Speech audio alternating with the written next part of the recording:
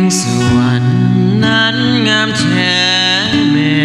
เอ่ยสมดังคำสมเสยเขาเอ่ยกันว่าเวียงทองเมื่อยามใดเม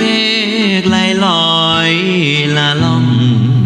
บ่เห็นหน้านวลน้องแล้วต้องสูญให้อาว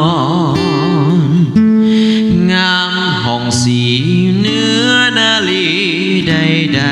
ๆสร้างผลบุญบางใดเสริมส่งให้เจ้างามงอนเด่นเพียงใดห้องหัวใจจะวางชักบอนอายขาดคู่สอนยามนอนแล้วเศร้าโศกสันนวลน้องเวียงสวรรค์คนดีเจ้าเป็นเทพีขวัญเมืองแห่งนี้มานานเนื้อนวลขาวผ่องสองดวงแก้มเบ่งบานงามยิ่งใดบ่ปานยิ้มหวานละลื่นชื่นใจเมืองสวรรค์ปั้นเจ้าให้งามเด่นแม้นชายใดได้เห็นแล้วอยากเป็นเพื่อนดวงใจวาสนาจึงน้อมนำมาเคียงใกล้สมดังดวงใจไฟฝันหักนางแน่นอ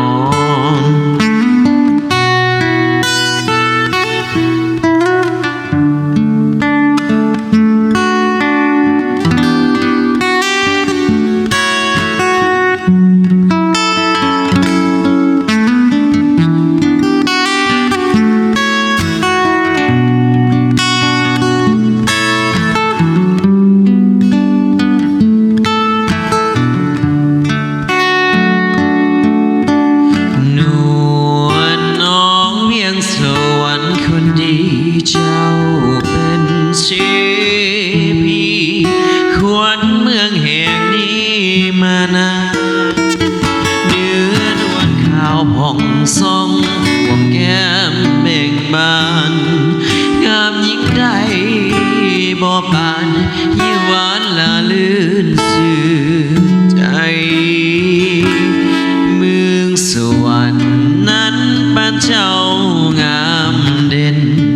แม้นชายใดได้เห็นแล้วอยากเป็นเพื่อนดวงใจวาสนาจึงน้อมนำมาเคียงใกล้